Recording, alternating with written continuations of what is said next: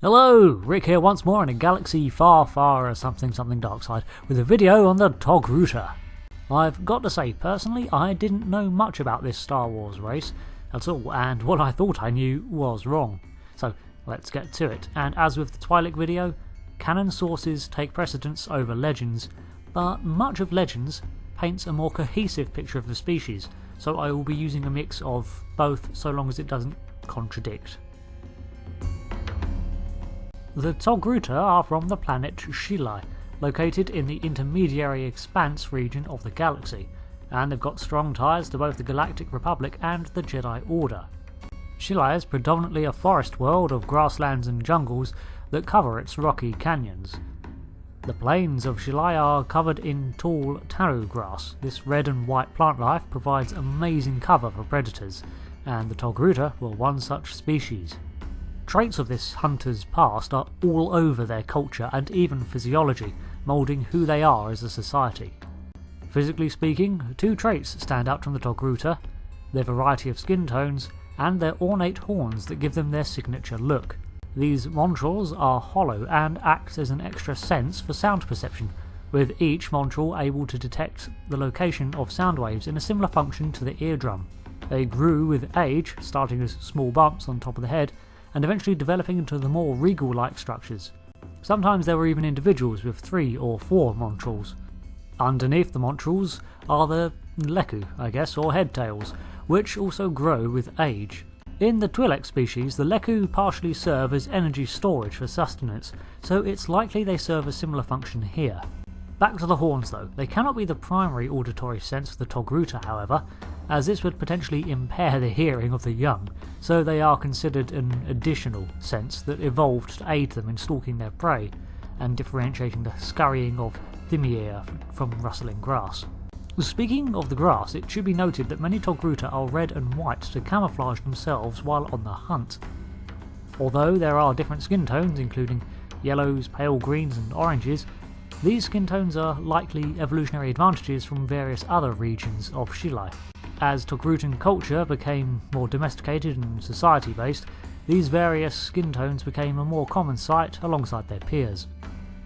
Togruta are a tribal people, banding together in small communities for food and to survive predators. This leads them to be a very sociable people and surprisingly open to other cultures. Though their philosophy is one of survival of the fittest, surprisingly this is the likeliest root of their open-mindedness. After all, if adopting a new way of thinking or a new technique leads to the betterment of your tribe, why not incorporate those aspects?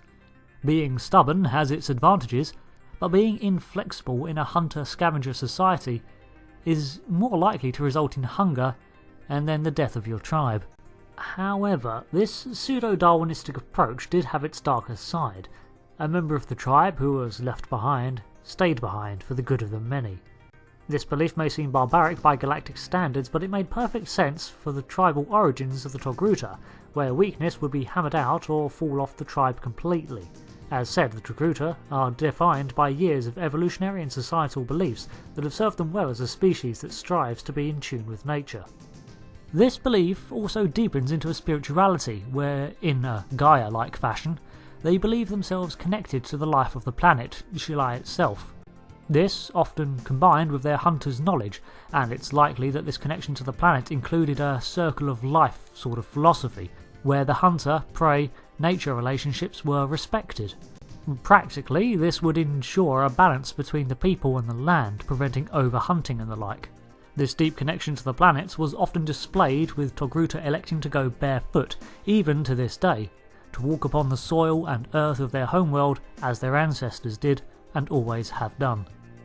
However, as mentioned, they were an open-minded and practical people, so it's not like they forego boots altogether. To do so would lock them out of so many fashion trends. Now, if this idea of a unifying cycle of life and death in a spiritual setting seems familiar, it will come as no shock then to learn that the Togruta have a long history with the Force. Their entire belief system seems to reflect that of Force believers, but as viewed from the perspective of a hunter-gatherer culture. A unifying spirituality that connects you to the planet, and then through the planet to its life, maintaining a balance so as not to upset the natural order.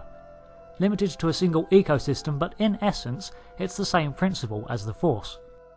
Perhaps this then explains why they seem to have a higher than average percentage of Force-sensitive individuals, and curiously, with the majority of those being female.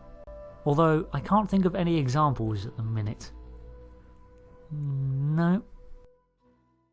Being a part of the Galactic Republic, they of course had a diplomatic arm, and seeing Togruta among the other interstellar races was not unheard of, although not as plentiful as humans, Nemoidians or Twi'Lek. This is again probably due to their tribal nature and their connection to their homeworld, leaving only when they had a reason to do so. Despite this, however, as mentioned, they are a very sociable people, often quiet but approachable, making diplomatic relations with them fairly easy. They even have established colony worlds of their own, such as Kiros, a planet that was very similar to Shilai in environment, with a temperate climate, untamed grasslands, but a slightly higher percentage of surface water. The inhabitants of this colony seemed determined to create a society unbiased by growing galactic conflict, and officially they disarmed themselves in an attempt to remain neutral during the Clone Wars. Perhaps the Togrutans' largest presence outside of their homeworld, the architecture of this place did much to remind the people of their roots, mimicking their physical traits in an attempt to reinforce an identity so far from their home, with houses and towering spires resembling Montrals. The capital city of Shilai was Korvala, and was its primary connection to the greater galactic community through trade and commerce. Cities and colonies were overseen by a governor and officials who oversee the well-being of their community as a whole, tribe leaders on a larger scale. In terms of art, the Togruta created a lot in the way of wearables. Jewellery was abundant in their culture and had forever been used to denote status alongside simple fashion. Brooches and headwear were common, with a variety of materials being used, including elements from the hunt like bones and teeth. The teeth of the Akul were prized accessories, as the Akul was a fearsome beast that preyed upon the Togruta, and defeating one was a feat above and beyond what was expected of a hunter. There was an abundance of leather and furs in their culture too, again the skins from their kills being used alongside the bone and meat, ensuring there was as little waste as possible from their prey. Light headdresses often adorned the Montral and Leku of the Togruta, usually accentuating their shape or following the Togrutan's natural skin tone variations. A notable example was the fact that with no hair, Ahsoka Tano could not sport a Padawan braid, and instead she wore a beaded string as part of her headgear. Scarves, shawls and cloaks were also manufactured, though with the increase in trade and the availability of materials thanks to galactic commerce, it's hard to say where most of their clothing is created. It's likely, however, that due to Togrutan heritage, there's a preference for natural materials over artificial replications of leather and synthetic cloth.